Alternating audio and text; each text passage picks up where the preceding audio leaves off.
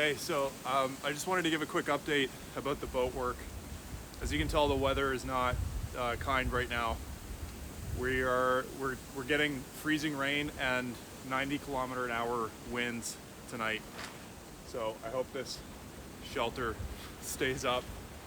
I've started on the paint stripping, but it's like way too cold to do anything.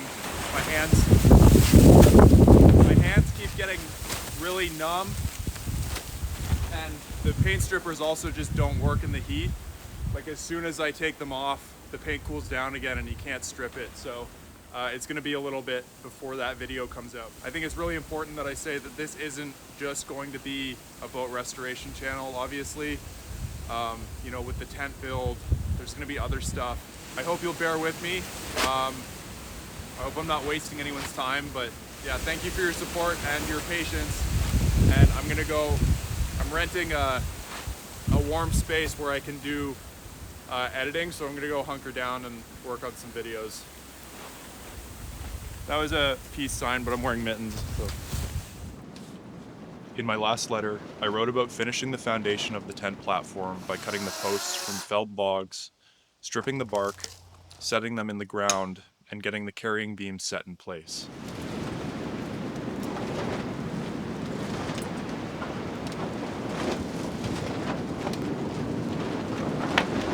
Now, it was time to finish building the platform and have a flat, elevated spot to put the tent. I started by unloading and roughly organizing the lumber I salvaged from the spot where I had built the platform 3 years ago.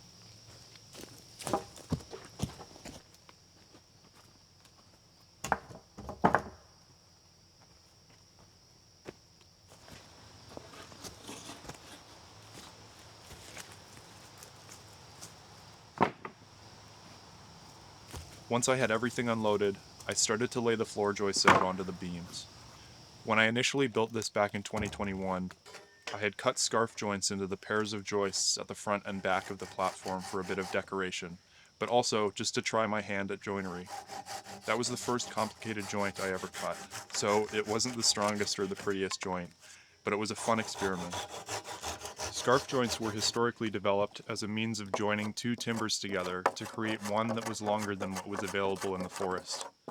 They came into practice as old-growth timber was depleted in Europe and Asia, and then later the east coast of North America.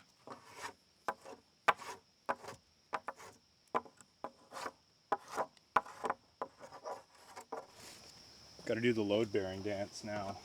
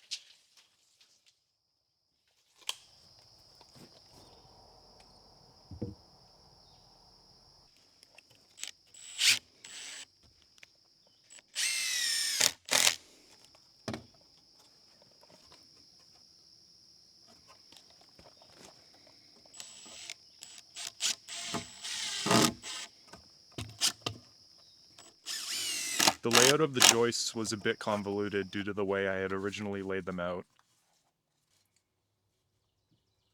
I had undersized the carrying beams last time, which had made necessary staggering the joists.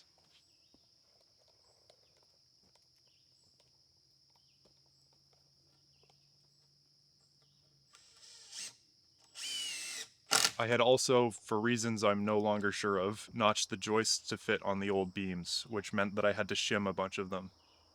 If there's one thing I've learned in my time as a carpenter, it's that using salvaged materials always ends up eating cost savings through increased labor. And yet, I refuse to stop salvaging and saving old things, like boats.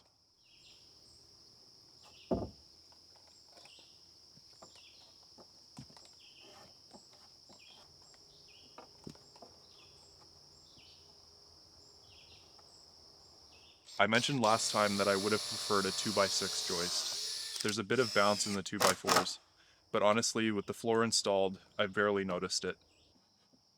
Once I had a few of the joists installed, I screwed in diagonal bracing at each corner of the platform to stiffen the posts and help prevent racking and any lateral forces.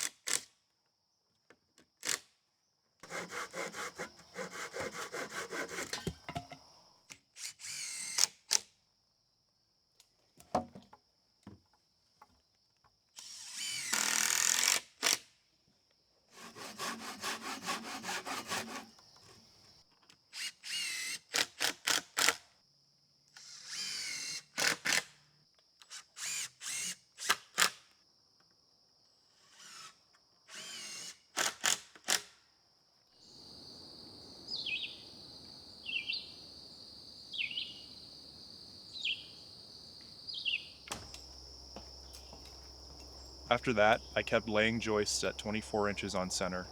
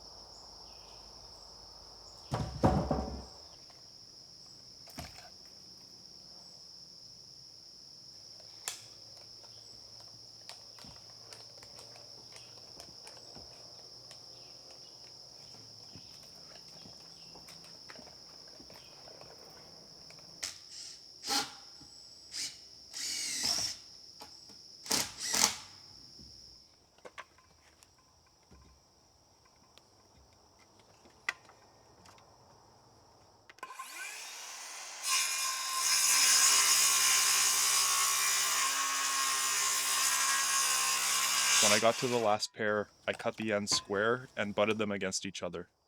I can't remember why I didn't use the other pair of scarf jointed joists. They may have been damaged.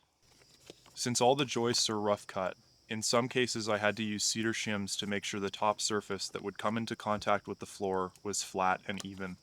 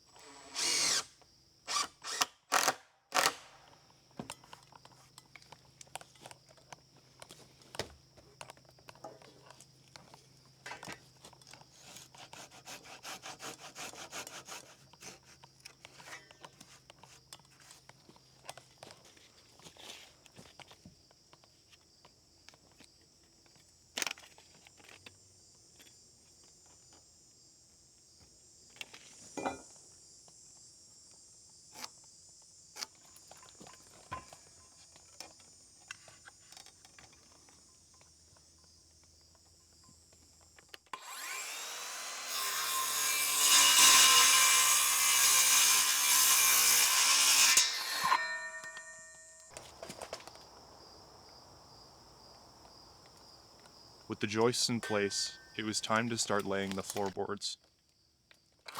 I started by making something called a commander.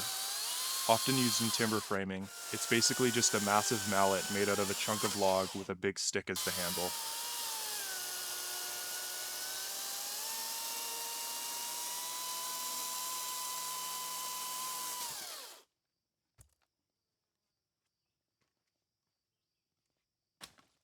My dad gave me a few of my grandfather's tools recently, so I got to use his bit brace to bore the hole for the handle. He passed away in 2001, so I don't have a lot of memories of him. It feels really special to use some of his tools that his hands touched and that he used to do work himself. Like he has a small connection to this project. I sometimes wonder what he would have thought about this whole thing.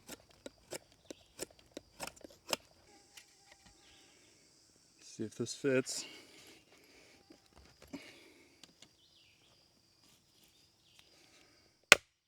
The commander was supposed to help knock the tongue and groove floorboards together, at least the more stubborn ones. But after not even 10 rows, the handle snapped. I guess the stick I chose was a bit rotten. Here we go. Big hammer.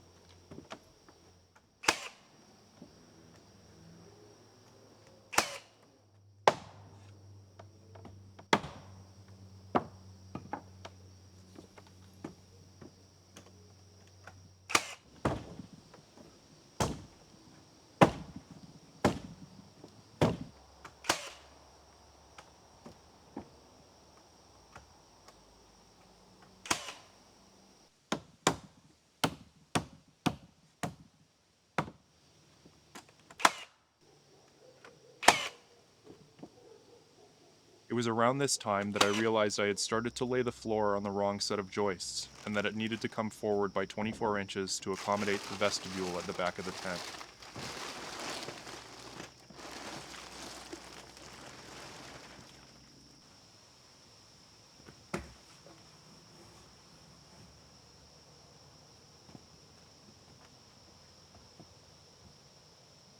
I also took the opportunity to move the boards to the other side of the platform so that the walkway along the side of the tent would be on the far side when viewed from the driveway.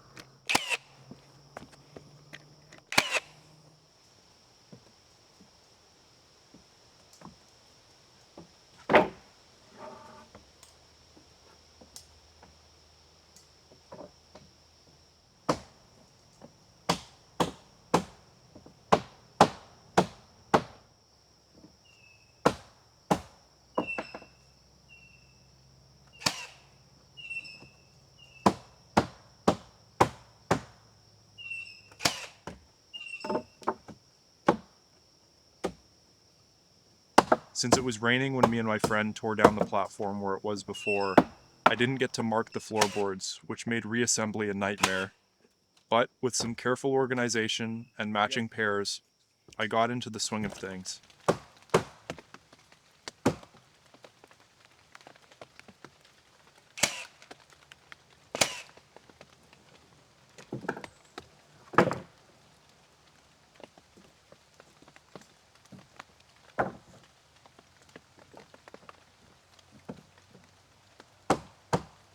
I had to make a quick trip to Halifax in the middle of laying the floor, and while I was driving there, I heard this incredibly loud roaring sound, and suddenly a fighter jet came into view in the windshield.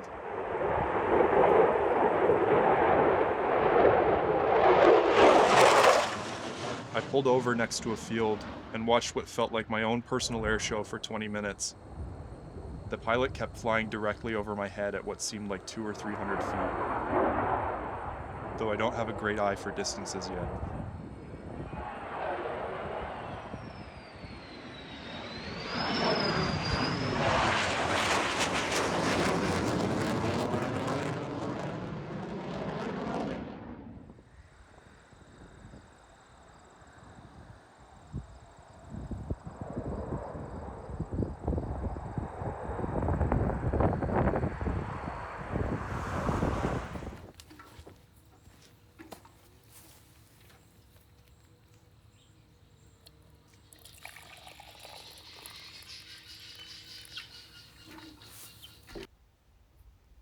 Once I was back home, I knocked together the last few courses of floorboards, which just left the front and back deck.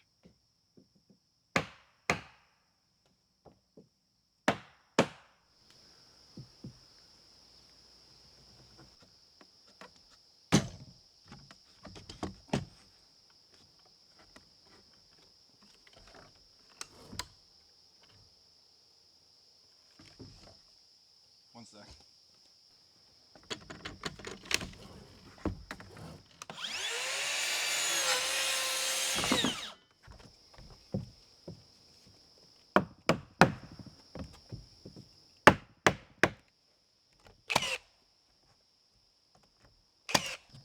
Here we go, final course.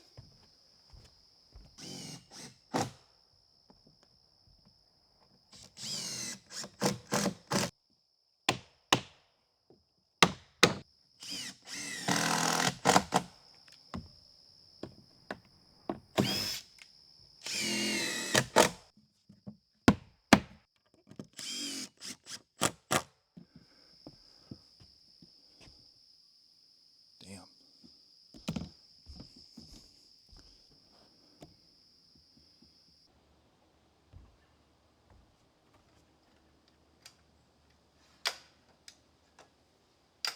I started by laying an additional joist at the front so that the deck boards would have 3 points of contact. I then cut a steep bevel on the ends so that you wouldn't be able to see them from the side.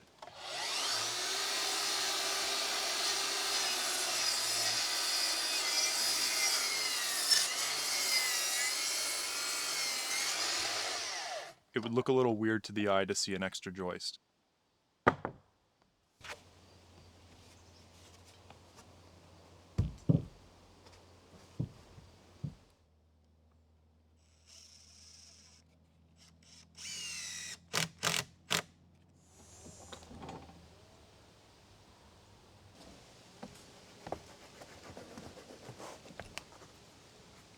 Then, I trimmed the tent floor nice and square to make cutting and laying the deck boards easier.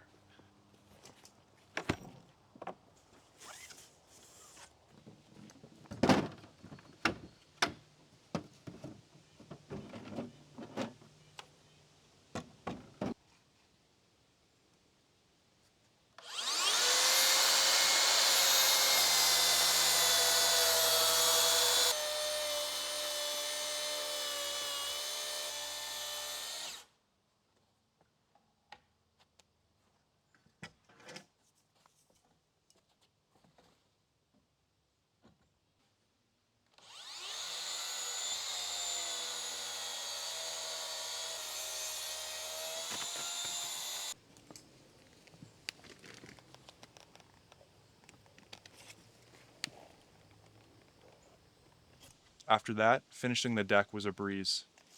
The prep work to make sure everything was flat, straight, and square really paid off.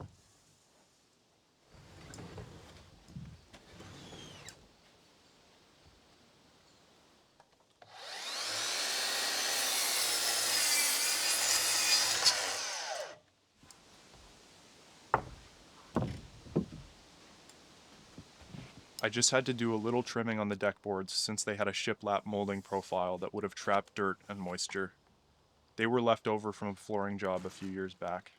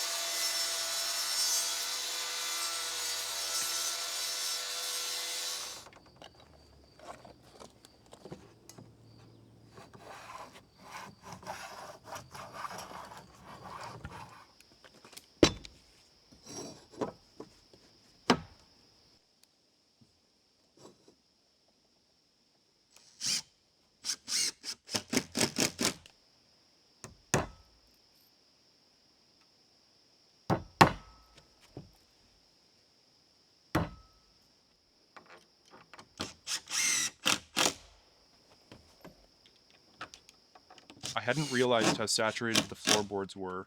Over the course of a few days, they started to dry out and shrink, which opened up gaps between the boards. So I did what any sane person would do, and I used a log as a battering ram to smash the floorboards back together.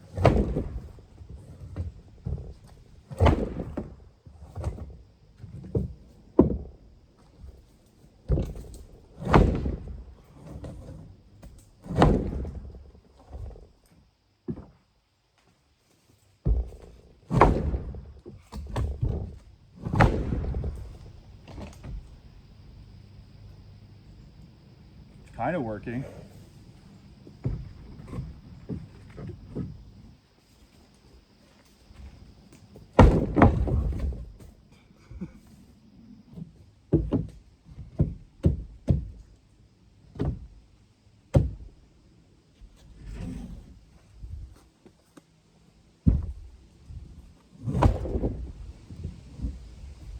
It feels and sounds like I'm like battering the doors of a medieval fort down. It's like echoing across the land.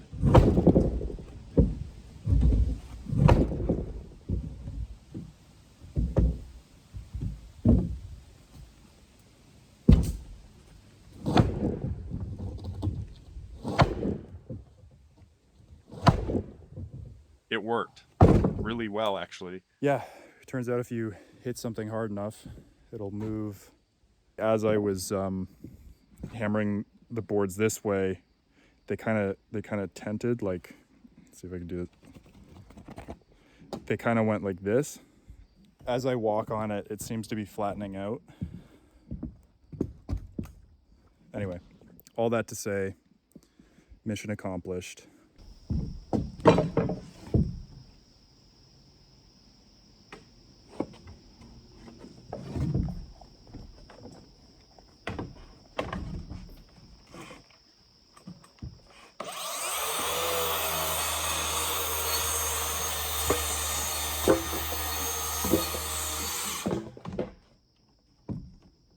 Once I had brute forced my way to a relatively tight floor, the front deck went down in a flash, and just like that, the tent platform was done. Except for the walkway, I ran out of hemlock decking. It's huge. With the deck, it's 26 feet long and 16 feet wide. All that was left was to build the tent frame, drape the canvas over top, and then move in. I'll tell you all about it in the next letter. Writing you from a windy tent in the woods, Joshua.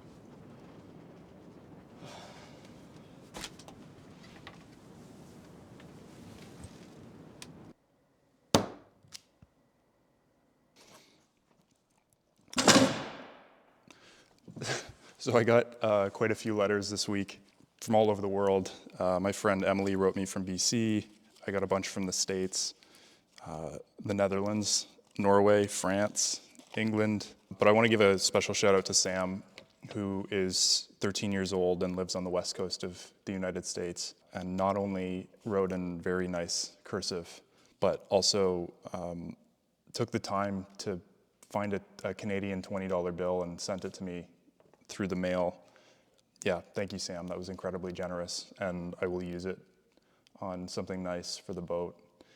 I wrote you a postcard, so hopefully that gets to you soon. And I am trying to respond to as many letters as I can. I can promise I will read all of them.